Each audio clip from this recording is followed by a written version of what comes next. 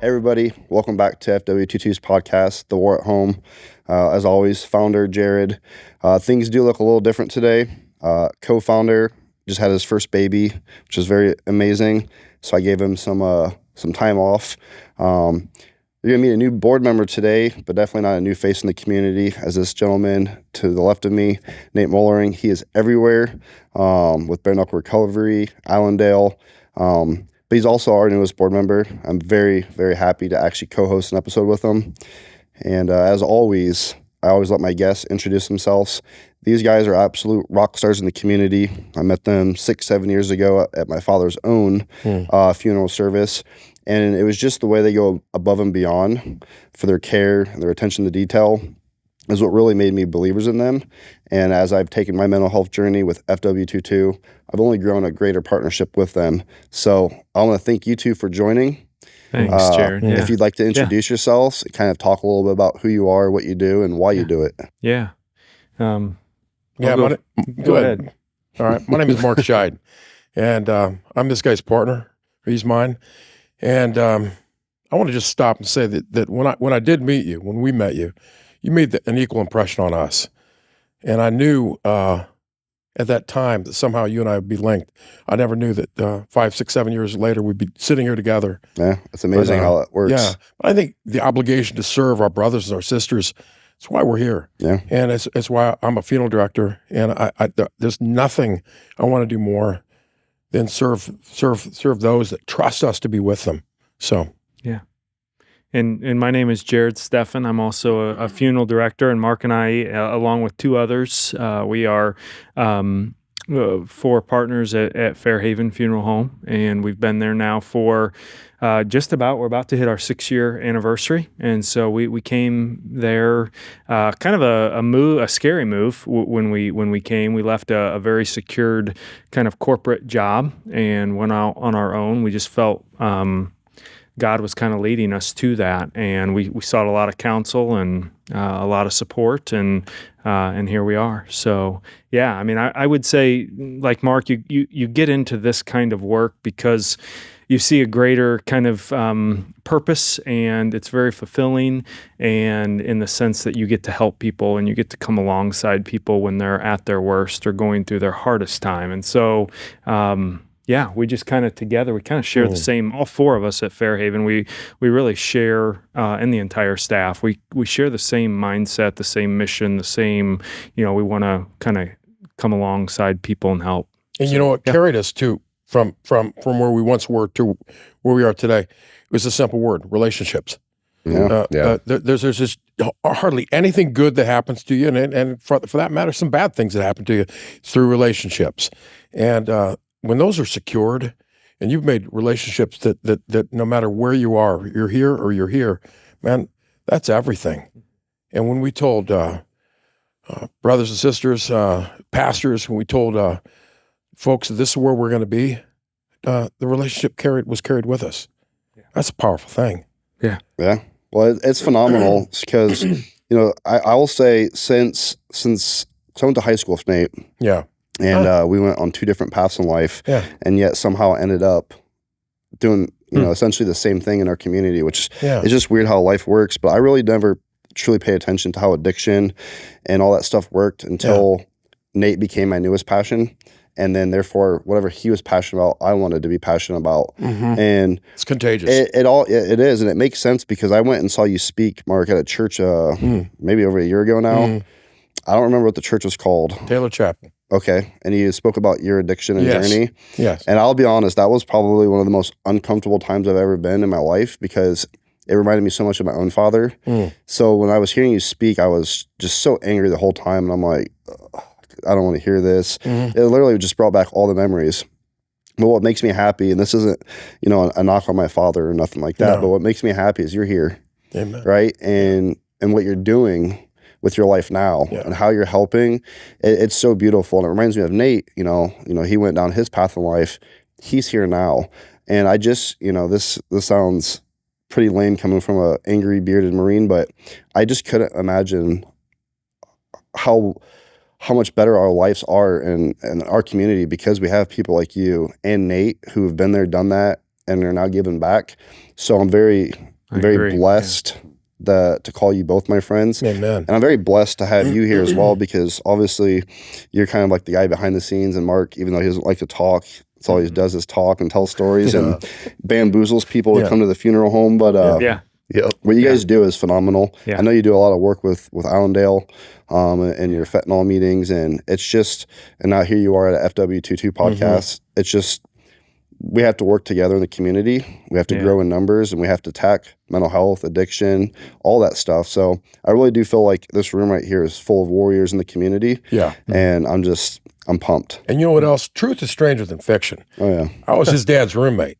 Yeah, in college. Isn't that weird? Seriously. Yeah. And so when I saw a picture of you Facebook with your mom, I was there when mom and dad met, and I was in their wedding, and Uncle Tommy fainted.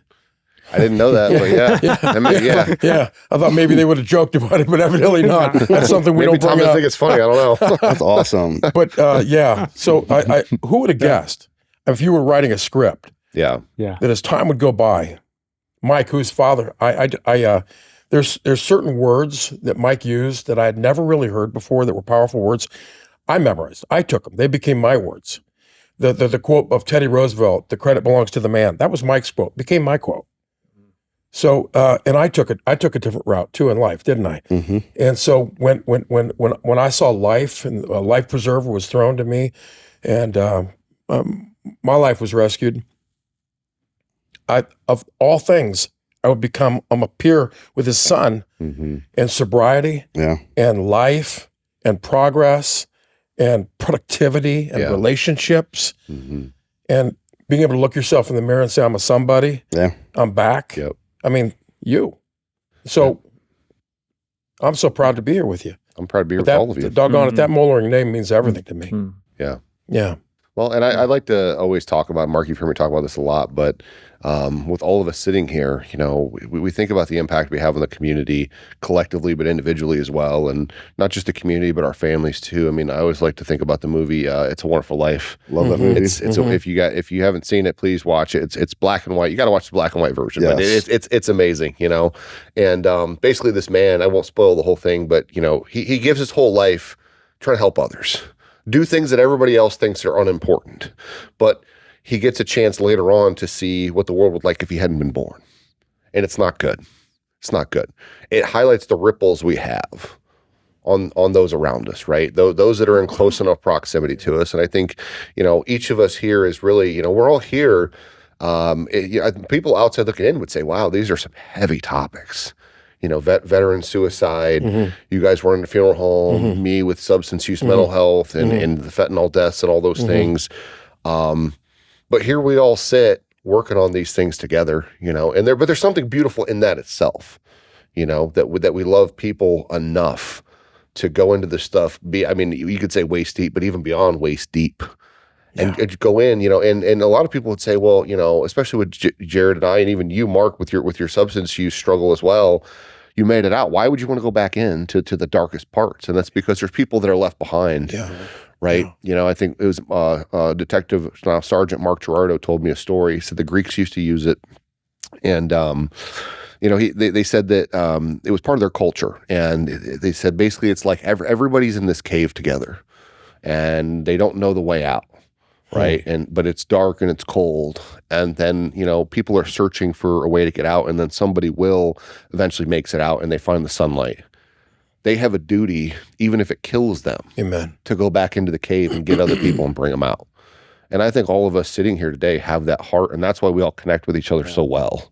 You know, Nate, I don't know if it's true or not, but I heard on the Coast Guard rescue stations along the coast of Massachusetts, it says on the door when you exit, it said, you have to go out. You don't have to come back. Isn't that good? That's deep. What you just said made me think of that. You have an obligation. Much was given to you. Responsibility is given to you. Life was given to you.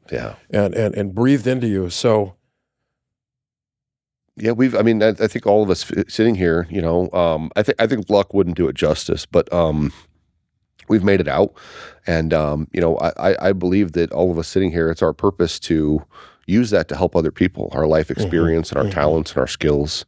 And Jared, I don't know your story, but I mean, everybody's been through something. We all have reasons not to help people, but here we are. And, like I said, there is a certain level of love that we're able to bring into these dark areas, and I believe everybody has a responsibility to try to do something, and you don't have to have, and I always say this too, you don't have to have an amazing story to help someone. Because the people out there, they probably hear Jared talking me and Mark, and they're like, man, I really want to get involved, but I didn't serve in the military. I don't have a drug problem. I never struggled with mental health, and I don't work at a funeral home. Well, it doesn't matter. What matters is your heart. Yep. Yeah. Your past isn't what matters. Honestly, your present and then your future. What are you going to do today? Right? And we know also, you don't have to look far to see brokenness. Yeah. Correct. Yeah. It's that close to us. And, it gives you a tender heart toward it. Well, and one of the things that I think Jared and I appreciate about you folks so much at Fairhaven, and we have you guys on, so let's talk about that. The way you love people. To me, it's different. And, Jared, you're amazing. I love every time we get to interact. But with Mark, you say Mark Scheidt, people know who you're talking about. Do. And if they don't, I say, it's the guy. He's kind of red. He's short. He got glasses. He's bald. Kind of a bigger guy. And I say. When you meet him, he loves people so much it just pours out of him. He can't help it. Yeah. And they, I know Mark. I know Mark. I know Mark. Yeah. I say almost to the point where some people, like I've seen it. You touch people a lot. People kind of like they look at me and I'm like, do you know? I do. I'm not really aware that I do it, but yet I am. Yeah. But no, it's a good thing though. Yeah. Because I just did this to you. People at first aren't sure. They're like, who is this guy? Why is he touching me?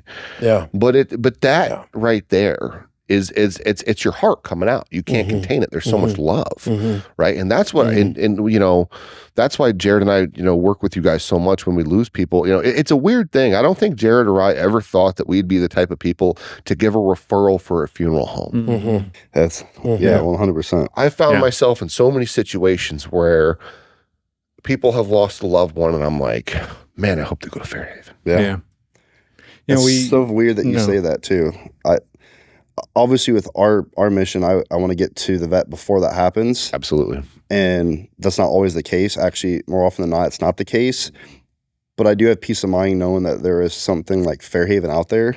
Yeah. Where I know they're going to get the exact best care that their loved one deserves from start to finish. And that at least brings peace of mind to me. Yeah. I like that word. I think people, people find themselves with us. And for many of them, they have not ever thought about, how they're going to react to death, or, they have never thought about what life is going to be like when their loved one is gone. And so then they find themselves with us, and here they are. And I think for us, like our it's a ministry to us. It's a mission. We love people, and I always tell families, like when they ask about Mark, I say, because of his past, because of the things that you have kind of overcome, and God has helped you overcome, he's able to connect with people. He's able to show empathy to people in such a unique way, and I think people just really feel that. And when they're with us, they're at the bottom. There is nowhere else to turn. There's no doctor to consult. They are at the bottom. And so I think our job is just, like I said, to just love people and to just try to serve them, The thing about Mark that, I can make fun of it now because it cracks me up, and Nate just hit on it. But when I first met Mark, I was still kind of a psychopath from the Marines. I did not like being touched at all. Oh no. At all. To this day, I just don't touch me.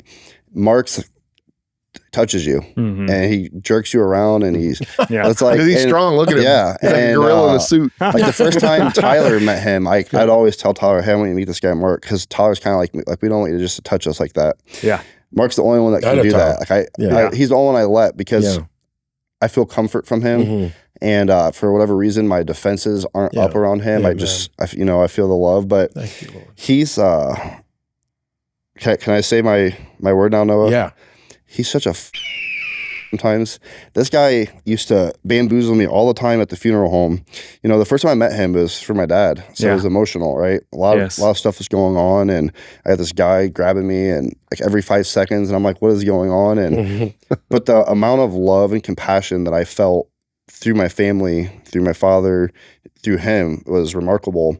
And I mean, he used to have me come to Fairhaven and meet with families after a suicide. And I know one time he really tricked me, and he said, "Hey, this family wants you to speak at the service." And so I showed up to Fairhaven. No one's there. I had to get in my car and sprint all the way to where my sister's buried out on Covington at Green Lawn. And yeah, I did speak, but what I didn't realize is I was going to be speaking at a Marine Corps funeral while they're low in the casket, while the wife's like on the verge of collapsing into my arms. I'm so awkward. I have no idea. You did it though. Yeah, I have no idea why I'm here. Like, I'm not trying not to pass out myself. Yeah. He's the only one that gets me to do stuff like that. And for years I hated it. I didn't want to do it, but I realized he trusts me. I'm trying to think of the quote he told me one time, because I don't like compliments, but in death, I bring comfort, which I don't know how to take that still, but I have a way, according to Mark, to bring comfort in people's life during those dark times. But that's what Mark did for me. You know, losing my father was hard. I'd spent so many years alienating myself from him because of his addiction. And, you know, I no longer had to live that life anymore. I went on to the Marines, and I was decorated, and I have a family. And so I chose to just keep, you know, our relationship here and there. The way he handled that whole from start to finish was, I mean, it brought me closure with my family and my father. And there's nobody, I wouldn't ask Mark to change a single thing about him. Like, he literally is one of my favorite people. And obviously the three of us have more in common than the four of us, but what you have in common with all of us is we're all trying to make change. When you left your corporate, you know, funeral home, I'm sure they laughed at you and said, good luck, and you're not going to make it. You did. And I could be wrong, but you guys are the standard for funeral care. Just like he's the standard for recovery. Just like I want to be the standard for veterans. And that's what we have in common is we expect the best, so we became the best in our fields. And you were part of that. And so I applaud you for making that huge risk. And I'm even more grateful to see your success, because you are the standard, in my opinion, well, thank for that you. type of care here. That means a lot. And, you know, Lucas and Britton and Mark and I, the four of us, were the ones that came, you know, from where we were. I mean, we just, I think so much, like I talked about that shared mission, but we get along so well. And you talk about Mark and his impact on you and his impact on the three of us too. And the, you know, every family that we are interacting with, you know, we try to get Mark in front of, because again, it's his heart. And I tell families, I say, because they'll come back and they'll compliment Mark, or they'll compliment, you know, Britton, or they'll compliment Lucas. And it's like they're the same guy behind the scenes as they are, you know, in front of a room, or, you know, at the cemetery, or, I mean, they just, I mean, he's had such impact on my life, and, you know, it's just on all of us. And so it's just, we're just really thankful.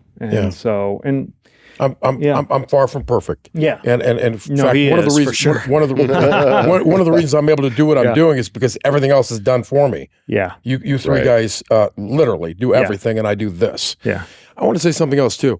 You know, when Fairhaven started, yes, we took a risk. Yes, we hoped it would work.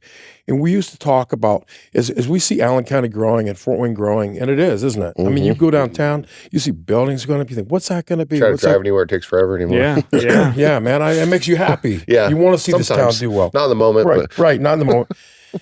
But I was saying the other day, I may share with you, I think I did, that if you said to someone, say from Chicago or Santa Fe, you got to move to Fort Wayne. And you say, give me a few reasons why. Well, the common reasons, we have a wonderful school system, and we have a great baseball team, an amateur baseball league. It's the Tin Caps, and look at the stadium. It's secured in downtown, and look at us grow. And we have maybe great infrastructure with this and that. But one of the things you'd never hear is we have a wonderful funeral home. And for obvious reasons, it just doesn't come up in conversation. But when you really think of what our plan is, our strategy is to take the families that are coming broken into our care, and they trusted us for this period of time to walk with them. And what if this funeral home would do this so well, love them so well? And I'll put tears in my eyes saying this. That mending has even begun. Healing has even begun. That's the plan. We certainly don't have all the answers to everything, but by golly, we're going to try and to lead them well, but to bring them together well, to allow them to exhale, allow them to say, I can be myself. I don't have to hold it in. That. Yeah, it creates, like he said, we want to create a safe place where that healing can begin. And also like cultivating community is something that we think about and talk about all the time, because that is the time that you need people, is when you're going through a loss like that. You need your community, you need your families, your organizations, the people that you work with, the people you go to church with, the people, all of those things. That's when you need them. And so part of what we do is just trying to create an environment where we want to bring the community in to help heal and to help support one another. There's a pastor in town, and he kind of famously has always said, when you're going through the loss, when you've lost a loved one, the place that you need to be, the place that you desire to be, is surrounded by the ones that love you, you know? And so that's just kind of the environment we want to create. We want to open our doors and just bring everyone in. Well, and I think people don't look for perfection. They look for authenticity, and that's what you guys have. Well said. And what authenticity leads to is connection. And we often talk about that the opposite of addiction is human connection, right? But I think that human connection is vital when we look at not just combating addiction, but really anything. And at the end of the day, all of it comes down to despair, right? To hopelessness, right? So I think a lot of people feel that way when they lose someone, because it's such a final thing, right? It's like, my gosh. Mark, you and I talk about this a lot. That's because you and I do a lot of funerals together. We deal with a lot of death. But it's a hard thing to wrap your mind around, that this person was here, their consciousness was here, now it's gone. They're gone. You even said, Mark, I think one time to me, there will come a time when that person's name is spoken on this earth for the last time. And those are the things going through people's minds, right? Yes, it is. So with you guys think of those words. When you guys being authentic, not perfect, but authentic. People want real. People don't want fake at a time like that. They want realness, right? They want love. They want tenderness. You provide that. So you create a real connection. What does that real connection provide? It provides a point in time where they can go one way or the other. And this is why we started the group we started with, the parents who lost their children to fentanyl. The group's called Here We Are, right? And we'll talk about why it's called Here We Are. People go right or they go left. One path is healing and another path is a path of destruction. And we've seen it so many times. Again, I go back to the movie, It's a Wonderful Life. Beginning of the movie, George Bailey, the main character, standing on a bridge praying, God help me, please God. But then there's all these other people praying for him. Then it pans up to the sky and there are these two stars. One's God and one's Joseph. And they start talking. And as they're talking, they illuminate. And he says, send for Clarence. Clarence comes, and Clarence is an angel, somebody who was on heaven who died, and angels have to earn their wings by helping people on earth, okay, by doing a task. And so they said, Clarence, there's a man on earth who needs your help.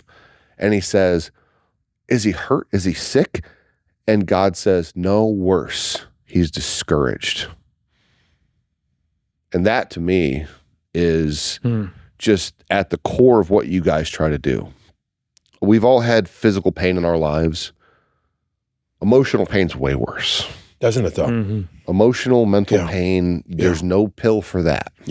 Right? There's no stretch that you can do that will alleviate that kind of pain. At the end of the night of a visitation, everyone's gone. Family pulls their tie down. They said, I'm so tired. Oh, I mean, we've talked about, too, the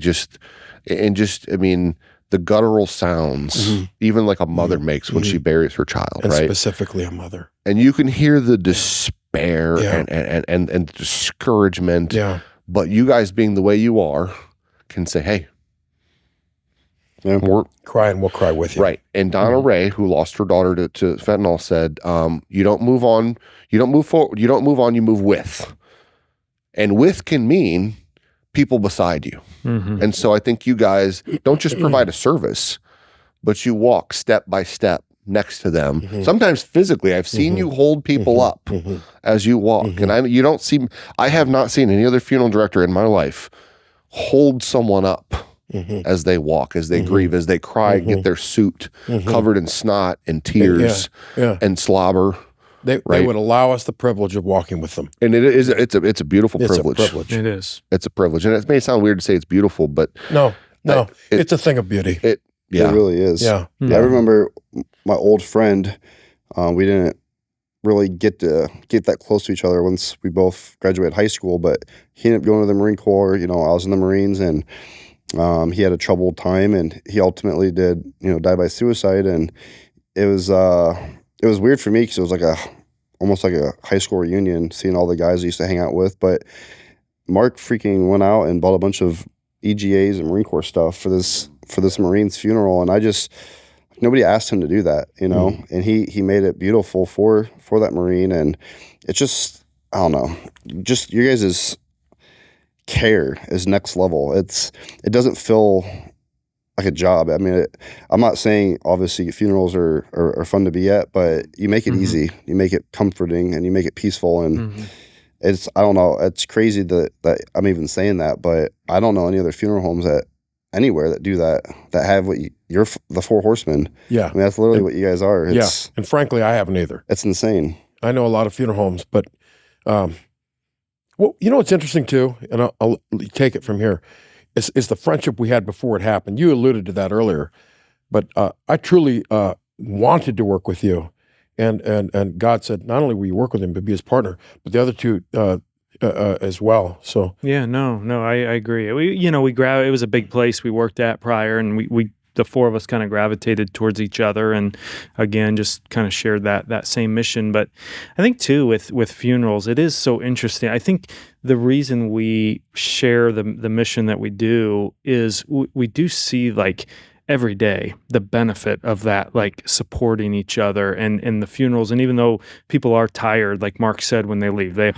most certainly are. But they're also, what's so strange is, and maybe you can talk to this, Jared, but when people leave the funeral home, there is this kind of weird they're encouraged. They've just spent 2 days or a day hearing wonderful stories about their loved one. In most cases, hearing wonderful stories, being encouraged, laughing, crying.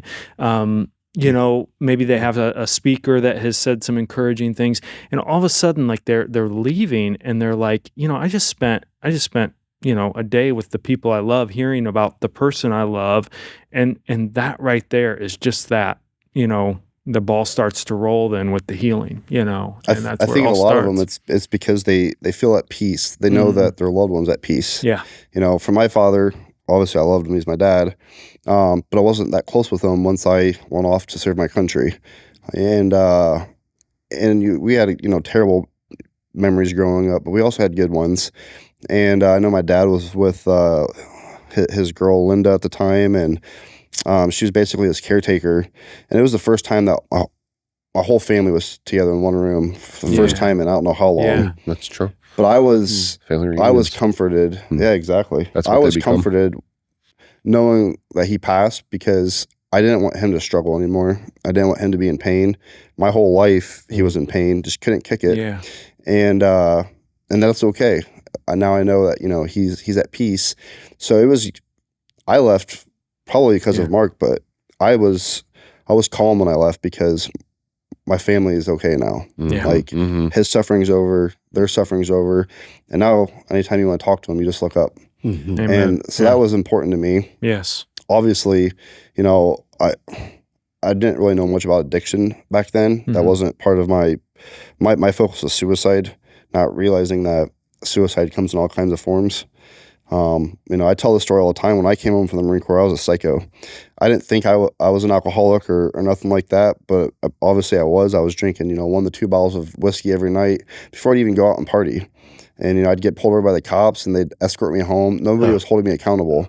Yeah. And I was trying to just fight everything I could. Now, obviously, this is before I got boobs, right? Noah? He loves when I refer to my boobs. But this is before, I let myself go. But I was just drinking and fighting and doing whatever I could to just forget everything I had gone through with Afghanistan and whatever else. And what I didn't like was I left the Marine Corps, which I loved with everything in my body for my kid. I didn't like learning about my kid through a phone screen. So I gave up the Marine Corps for my child. I need to give up my lifestyle. and not be a dad during the day and a party animal at night. I just need to be that person.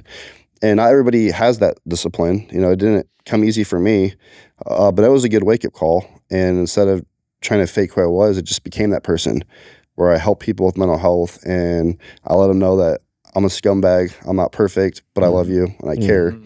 And that's what you need, authenticity. You don't need to be perfect and have this crazy like status. You just need to be human. Yeah. And I just made a post about it last night on that video. Everyone, and hopefully this leads into him saying one of my favorite quotes that he says, but everybody in this country is so divided between politics and war and race and genders. And at the end of the day, all that matters is how you treat other humans, regardless if you know them or not. And I think that can go a long way with addiction, mental health, and suicide, because so many people in this country feel alone and they feel like they have no other option other than to get high or to kill themselves. And that's insane to me. You just treat people with humility, love thy neighbor. It's very simple. I don't know a lot of people, and the first time I meet them, I'm not maybe aggressively tackling them like Mark does, but I will treat them as a human, as an equal, and let them know that I'm here. I'm not going to judge you. I love you. And he says this quote, which I know he's going to say on Friday, but I always say it's not a red or blue issue, but it's a red, white, and blue issue, right? Especially when it comes to substance use, mental health, things with veterans, all that stuff. I think too often, like everything in our country that's so divided right now, we make it all political, right? And we want our side to win or the other side to lose. It's none of that really matters at the end of the day. They don't put on your tombstone what party you were in, right? You don't see an R by people's name in their obituary, or a D or an I. Imagine. I mean, who cares? You know, or what really? I mean, honestly, people don't even really want to know. What kind of car did you drive? Isn't that good? No one Isn't cares. That true? It's. People may talk about somebody's accomplishments, right? But the thing that really matters, and I've had the opportunity to be at a lot of different funerals for all kinds of people. And even the people with all these letters behind their names and accomplishments, there might be some mourners who come who are glad to be there because the person was elected official or a doctor or whatever. But the family talks about the vacations and the time together, right? Indeed. Like how did they treat people? And that's what people really remember. That's what people think about. Yeah. I did a service days ago, a week ago, and on the back, on the little obituary on the memorial folder, it said something. It said, she enjoyed the simple things in life. And then it said in the next sentence, and loved spending time with family. And I thought, you could almost push all those other words off, grab those two sentences and say, yeah, me too. Yeah. Right. Yeah. When all the things that, gosh, at the end of the day, we think, I just put my head on my pillow. I want to shut my eyes. I want the simple things in life. We're all breathing for that. We're all kind of waiting for that. And we've gotten so far away from it, the things that really matter. Yeah. I remember I was at a funeral for a young man who died of a fentanyl overdose. He was 18 years old. It made me sad because it made me sad that he had passed, but what really made me sad was the family had his car out front because he loved his car, and it was a beautiful Cadillac that was very fast. And some people say, why would that make you sad? To me, it was kind of like, who cares? The car just being there and that being a focal point of the funeral made me sad. Why do we care that this guy had this car? Who was he? How did he impact the world around him? That's the stuff I think about. It always struck me. I've always thought about that. When I have my funeral, I don't want it to be about what kind of car I had. I want it to be about how did he love people. And I know that's part of what makes you guys so good at what you do. Is that's your thought, right? Is how are we going to love these people through this hard time? Yeah. You know, it's funny you'd say that, because my words to you, when people come in, I see them park their car in. Today we're having we're going to have what they call visitation. We're going to come in for the first time, and maybe people from all corners of the country are coming in, and parents are coming in, and siblings are coming in, and grandchildren. Some of them haven't even seen each other for ages, and here they come across the parking lot, exiting their cars. None of them want to come in that building. I've got a dentist appointment tomorrow at 7 a.m. I don't want to go. Right. Yeah. I don't blame you. I'm going to get out of it. No, totally. And you locked me in on that. And but at the funeral home, you see them coming in, and so when almost everyone's there. We're all there. We haven't gone in the room yet. I said, my name is Mark, and I want you to know you're loved. Those almost jarring words in the world we live in. Yeah, because people don't speak like that, right? Yeah. I want you to know you're loved. Mm-hmm. And you know what? It changes people. Mm-hmm. Anything you need, if I can, anything you need, I'll get for you. I'll help you. And I'll try to be here and be the last person you see tonight. I'll be the one you say goodnight to. Well, I think the reason that is because in that moment, we are stripped down to just pure humanity. Mm-hmm. The politeness, the surface level stuff, all goes away. Yeah. In that moment, you can say you're loved. Yeah. If you just walked into a room full of people and said you're loved, they'd be like, "Who is this guy? No. Don't Sir, need that now. I don't know what you're pushing, but we are not involved in this. We're all okay in here, But in that room, people are stripped down to, there's our loved one, right? Yeah. Like one of the things I like to do, which I'm not saying it's for everybody, it usually makes people extremely uncomfortable. I know when I was on your guys' podcast, I told you to do it, and I know a few episodes ago, I made Tyler uncomfortable, but one of the things that I love to do, and I don't know how I started doing it, but I get so tired of when someone's like, "How you doing?" and they're like, "Living the dream," or I just want to know, like, really, how are you doing? And I will sit close to you and just, what's going on? And it's crazy. Almost everybody I talk to when I'm trying to help grow FW22, there's some high-level figure in some capacity with whatever they do, and they have all these letters before their name, and some of them can't really tell me that stuff because they don't know me that well yet, so they can't be vulnerable, right? But they're struggling, and it's like, it doesn't matter if it's a guy sleeping under the bridge or the CEO of a company. Everyone's struggling. Mm-hmm. So it's like, now is the time to love one another and not have a pissing contest in life, because again, none of that matters. Yeah. And I truly believe if everybody just literally loved one another, regardless of what their eyes are telling them they see, because I don't know if it's how I was raised. I don't have racism. I see humans. I either see a dipshit or a non-dipshit. That's how I see. I don't see nothing else. And I will say there was a time after Afghanistan where I was hesitant against Muslims. That's because they were literally trying to kill me. Yeah, and I snapped myself out of that because that's unfair to everybody I come across, right? So I understood there was a problem. I corrected it. But in life, people perceive people in weird ways. They never even met them. Don't know why. If you just stopped doing that and you just loved one another, I'm not saying it's going to fix all the world problems, but I bet you it'd help. Good start. Because so many people, they have to scrap for everything in life nowadays for whatever reason, and social status for whatever reason is so important. And all I care about is that my family's happy and that they know they're loved, and that the people I serve in the community are happy and they know they're loved. That's all I care about. I don't really, other than my sports teams, I don't care about anything. You said something that a little while ago, I think when you were on our podcast, that was very profound, and I think this is the appropriate time to talk about it again, is because you were talking about not waiting to love people, and you said that you'll go to funerals of vets and they'll say, "Oh, man, like, we loved him so much," and then you'll say, "But wait, what did you do for him?" Yep. And they'll say, "Well, so don't wait to love people until," I think, what do they say? It drives me nuts. Yeah. Everybody's like the best person at their own funeral, right? Every time, but we wait to tell them all the good stuff. Yeah. They can't hear it, right? Yeah. So if we tell people more when they're alive, the good things about themselves, maybe we can avoid. And really what we're talking about here, Jared and I deal in deaths of despair, because suicide and overdoses and alcoholism, those are all coined officially as deaths of despair, right? What words are those? It's true, right? Because and they're all really suicide at the end of the day. Yeah. Whether you, and of course, obviously fentanyl has changed that a little bit, because there are people who are poisoned, kids who have no idea what they're taking and they're being duped, but that's a whole nother subject for a whole nother day we can get into.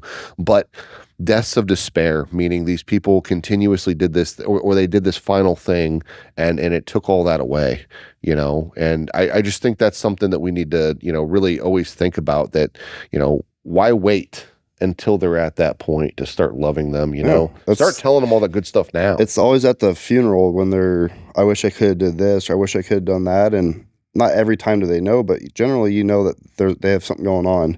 And instead of walking through that door and addressing it, you kind of just, you don't have time to deal with it. They're a black sheep of the family. They're a black eye. They're embarrassing you. And it's like, well, now you're at the funeral. And if you would have just loved them and let them know it's okay to struggle, and I think it could help. And luckily they have people like Fairhaven. So when they're at that moment, that care is continued, but it drives me nuts. So many veterans that their families I've met with, they knew there was something wrong. They knew. Nobody ever does anything. They text other family members about it, or they laugh about it. If I saw any of you guys struggling, I'll confront you so quick. I don't care how uncomfortable it is, because we're in this fight together. It is. And I tell vets all the time, it sounds crazy when I say this, and I don't mean it in a bad way. I don't give a shit about your story. I don't care. All I care about is you're struggling right now. Let me roll up my sleeves, get in this foxhole with you, and we're going to fight our way out together. I'm not going to judge you. I'm not better than you. I am your equal. We'll struggle together, but you're not alone. And people, for whatever reason, in this busy-ass world we live in, they feel alone. And how is that possible? Because the world gives you that artificial voice that everyone's making it. Everyone's okay. Everyone has a beautiful, secure, if not perfect life. And it's just not so. No. And what's interesting is as families come in, we see that. So one of you said just a minute ago, affluence and what you drove into the parking lot, that's left out. None of that matters now. No. And I was going to say too that I like the word cathartic. And I had a daughter say to me, "I would like to talk at Dad's service." I said, "Then why wouldn't you?" She said, what if I broke down and wept?" I said, "Then we cry with you." What are you talking about? That's beautiful. Who better to cry than his daughter? I would hope someone cries at my funeral. I said, I cried at my dad's. That was the first time Tyler's ever seen me cry in our whole life. Amen. So that was a lot. He called me out on it earlier when he showed up, and I'm like, haven't thought about that speech in 6 years, but thanks. I remember seeing you in the hallway. I'm thinking, who is this young man talking about his father? As you said, you looked up. It was the nighttime sky of Afghanistan. The stars were heavy, and the moon said you could reach out and touch the stars. And you said, on the other side of the world is my father. Are you still alive? You can't hear those words and unhear them. That's crazy that you remember that. That's it's crazy. a son talking about his daddy. Well, it was true. Obviously Afghanistan, there's a lot going on, but at nighttime it gets quiet. You got a lot of time to think and reflect on things you've done in life, what you could have done different, and that's crazy that you remember that. That's good though. Like it was yesterday. Yeah, well, I still remember your speech. That used to make me so angry. I was so proud of you, though. Like literally, I tear-eyed in my car. I was so proud of you, but it was very eerie how similar your story sounded of just my father. And it blew my mind. You're talking about discouragement and despair. I remember when I buy a bottle of booze, I didn't want to open it, but I had to. Right. I didn't want to open it. I get it. And I'd open the door. I'd put my hand on that door. Like, let's get this like it was a chore. Let's get this over with. And you're talking about bondage. And just the pain and the weight of having to carry that addiction. I get it. I think I've gotten lucky. Honestly, I've never ever, I guess, admitted I was an alcoholic until Nate. And then I was like just the way he made me reassess myself blows my mind. Like, how does this random bald ogre have this kind of, effect on me? But he really has opened the way I see things in life. And, in high school, that was my goals. Get drunk and chase women. Sure. Marine Corps. Much different. Get drunk, better. Chase women, shoot guns. Courage, got better. Coming home. Right. Now you're a decorated Marine. Get drunk, chase women, play with guns. And so I didn't, and I know, my family's history. My dad died from liver failure. His brother died from liver failure. Like but that's not me, right? And I'd always just say I'm not going to drink, for a while. And then all of a sudden I'm driving home, making a pit stop to the liquor store to grab that bottle. And I'm like, maybe this will last me a week or so. I just drink half a bottle tonight. I get up, 5 a.m. the next day, feel just fine. But it's like, I just told myself I wasn't going to do this. I just did it. Doesn't matter how many times I've told myself. And now recently I went, I think 3 years without drinking because I made a promise to a veteran. And I actually told him, give up your firearms. Don't sell them, and I'll do the same. And so I stopped actually carrying my firearm for a while because I didn't want to I wanted to actually do what I was telling him to do. Right. And I said, stop drinking. He was drinking, playing with guns at night, putting it to his head, beating his wife. So I'm just like, anything that you do, I'll do it with you. And I didn't drink probably for almost 3 years. And it was hard at times, but it was more hard that people would always give me shit. Like, why aren't you drinking? What's wrong? And I'm like, why is this? This is annoying. And then I started drinking again. My promise I had given in, but I think my problem is I can't just have a little bit. I'll easily drink half a bottle of Jameson in one night. No problem.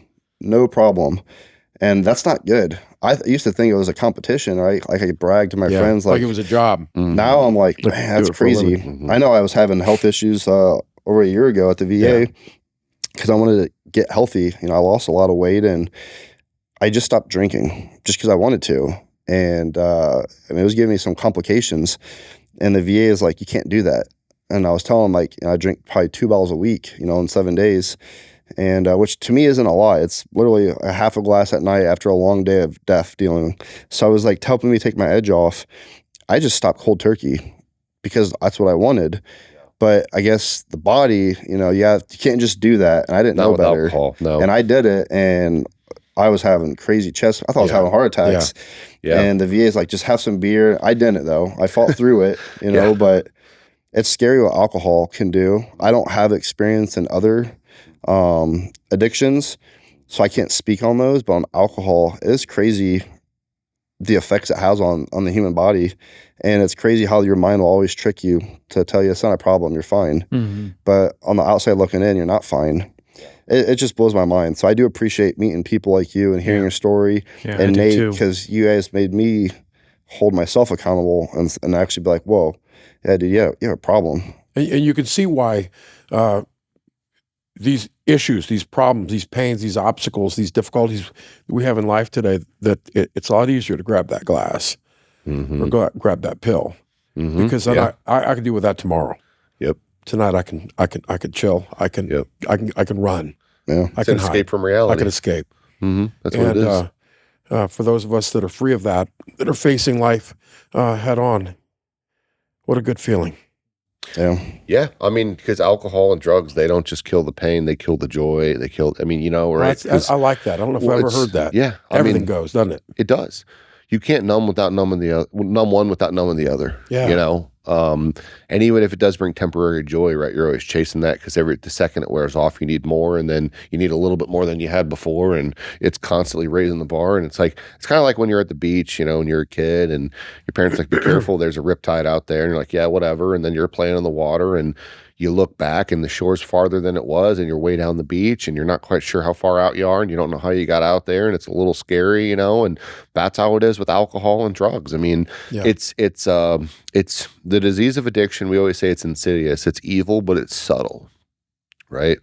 It seeks to constantly separate you from accountability, responsibility. I always say it wants you dead, but it'll settle for you intoxicated and isolated.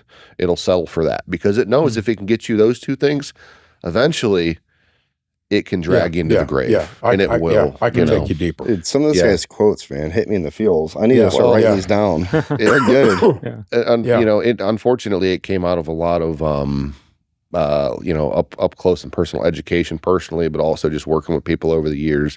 I think one of the scary things for vets in regards to alcohol is too, not just the health complications in and of itself when you ingest it, of being on it daily, but also then coming off. But we see alcohol increases the likelihood that someone will take their own life because it lowers that inhibition. It lowers that fear factor. I know a lot of people who do things when they're drunk. They never would have done it sober. Are you kidding me? You never would have slammed your car into a van full of kids sober, right? You never would have punched that cop. If they told you the next day you did it, you wouldn't believe it. I know people that have woken up in jail cells. There's a guy I knew that he'd wake up in jail quite often, and he'd get let out, public intox, OWI, whatever. He didn't care. One day he woke up in jail. Everybody was acting real weird. In what? Everybody was acting really weird. Yeah. Couldn't figure out why. Guards wouldn't talk to him. None of the inmates wanted to go near him. And he finally called one of the guards over. He said, "What?" He said, "When am I getting out of here?" And he said, "You don't remember?" He said, "No."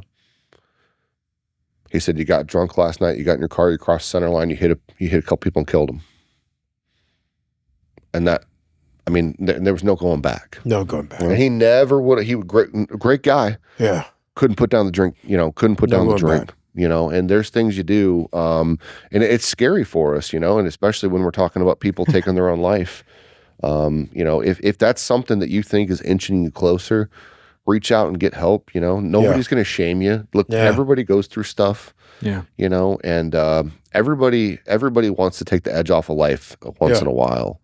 But today, the way I look at my life is if I have to pour a drink at the end of the day or smoke a joint, then I probably need to look at the way I'm living my life, right? I need to reevaluate the steps I'm taking every single day. And what am I going to do to help work on maybe the stuff that's underneath? I recently started going to therapy myself. Good. I'm very proud of you for that. Yeah. I mean, I see a chaplain and I see a therapist. I'm double screwed up. Yeah. I need twice the help as everybody else. But good Lord, I mean, it's, the stuff I went through in active addiction, then also just working with people who've seen a lot of terrible, terrible, awful things, and don't let it pile up. Don't let it pile up. Yeah. Whether it's stuff you're going through currently that you're dealing with in the moment, or stuff you've been through, like our veterans, get help, man. Yeah. I mean, it doesn't have to feel like you're lugging around a pile of bricks all day. So Nate, let me ask you a question. Dealing with people that have, that are maybe have lost a loved one, or maybe or going through addiction, is there a simple step? I think getting counseling, seeing a therapist, talking with a chaplain is wonderful, but for some, maybe is there a simpler step to take first? There is, yeah, because that's a good point. That can feel really overwhelming when you're in the heat of that moment, and you're fighting with those thoughts of hurting yourself, the PTSD, the grief, right? And that's really what created this group called Here We Are that we have at Fairhaven, that we started for family members who lost their loved ones to substance use, but specifically fentanyl. And I would love to start something like that there too for veteran families that have lost their loved one to suicide. I could fill up a room pretty quick. Oh, I bet you could. I bet you could, yeah. But to your question, we came out with this concept years ago. Not we, but not meaning me, but the recovery community. This idea of this peer support, right? This person with lived experience who you could just have a conversation with. Doesn't have to be a big deal. They're not clinical, right? They're just there to come along. They've been through what you've been through, right? That is what's best for most people, to find someone who has been through what you're going through, and luckily there's been an explosion of people who have found recovery, whether it's recovery from grief, whether it's recovery from gambling, from thoughts of harm, self-harm, addiction, whatever it is, that are willing to sit down and share experience and just walk with you, not push you to do anything necessarily, but just to listen and to say, I've been there. I think that, like I said, the opposite of addiction is human connection. When people can empathize and identify, and AA, Alcoholics Anonymous talk a lot about, find somebody who has what you want, ask them how they got there, and do what they tell you to do. Follow the steps that they took, right? That is probably the easiest way to start, is to find someone who struggled similarly to you. And that's why I'm out here the way I am. That's why Jared is, right? That's why Mark's out there with this story. And, any of us sitting here today, and I'm sure you, Jared, too, would be willing to talk with anybody who's struggling, and we're not going to say you have to do this, this, and this. We're here to just listen and talk. But I think reaching out just to somebody who you think understands is the best way to go, and even we're in the Remedy Life studio. They have an anonymous text to chat line. It's 494949. Is it 494949, or it's just 3 times? 3 times. So 49 3 times. Yeah. And it's anonymous text to chat. And they called Soul Medics, and they'll talk to you about anything and everything, and they'll get you connected. So that's a step. And to carry on what he said, and that's why it's not that I wanted you on my podcast for this reason. That's why I wanted you to be a sponsor this year for my hike, which I'm very happy that you guys agreed. And Tyler was like, don't you think, that's a little too close to home? And I just told him that's reality.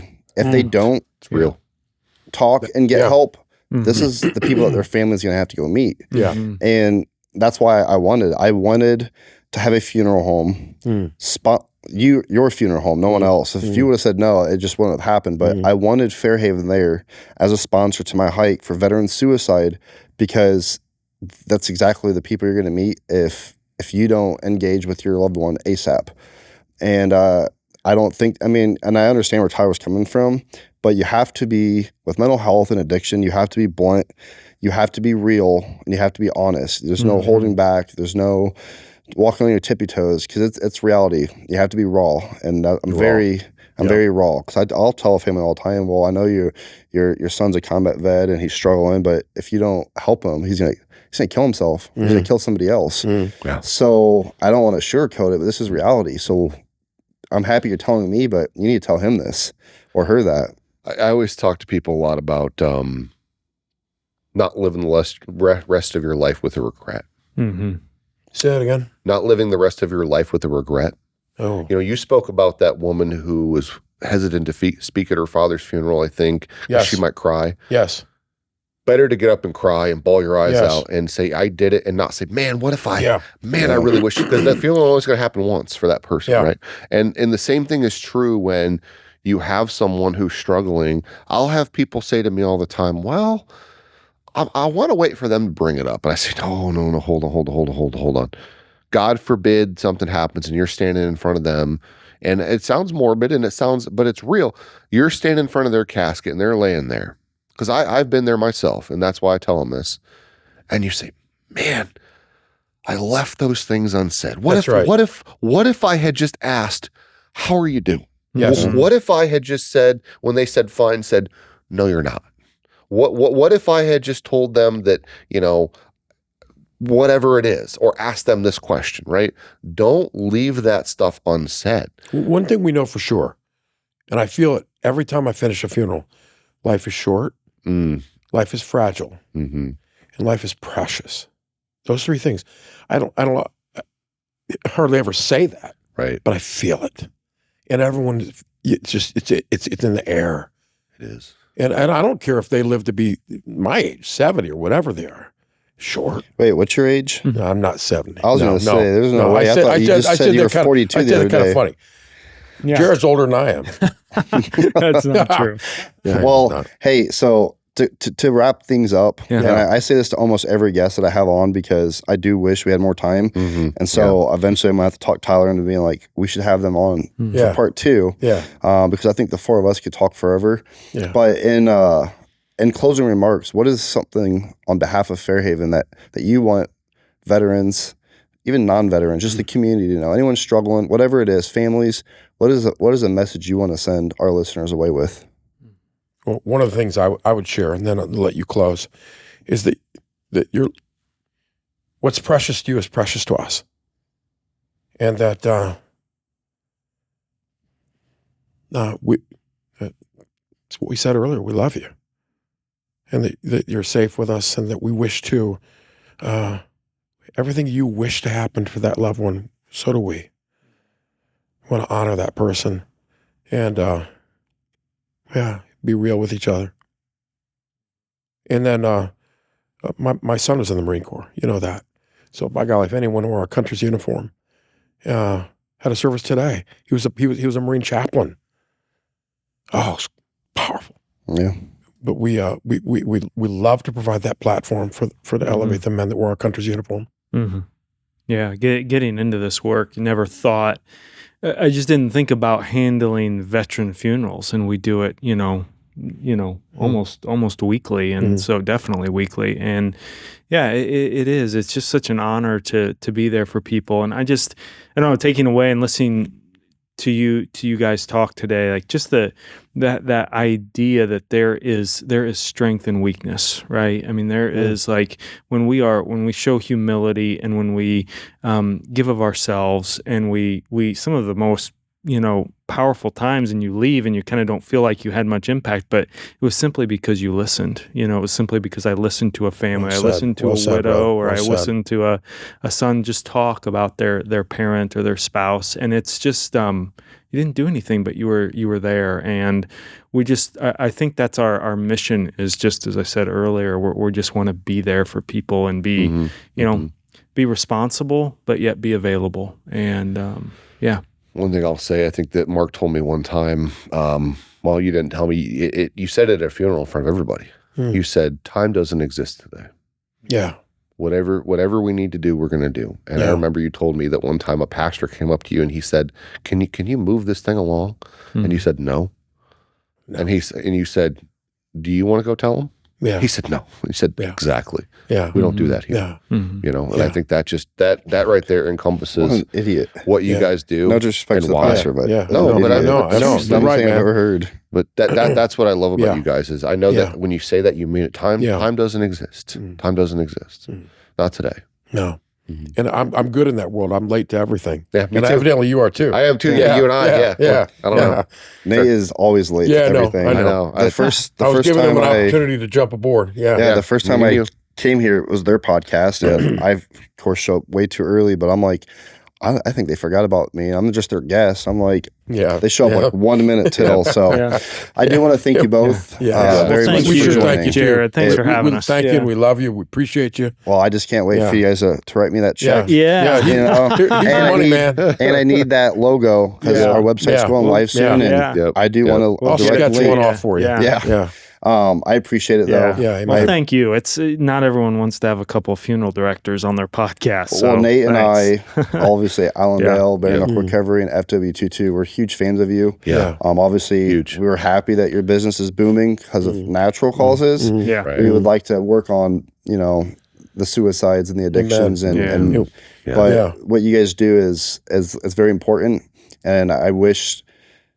Actually, no, I don't wish, because I'm happy that you guys are the standards, and it'd behoove the other ones to follow suit. So I'm very proud of the four of you, the four horsemen, for making an impact in the community. So for everybody else, definitely some of my biggest supporters are all in this room together, and I'm huge supporters of Nate and Jared and Mark as well. But obviously, this is episode 6 of The War at Home, and we have lots of guests to still come, and I think our next episode is going to be a sad one. It actually is going to be a story of a family that's still mourning a loss many years later from their veteran suicide. So I appreciate everybody in the community and Remedy Life for giving us the support that we've gotten, and I look forward to seeing everybody soon.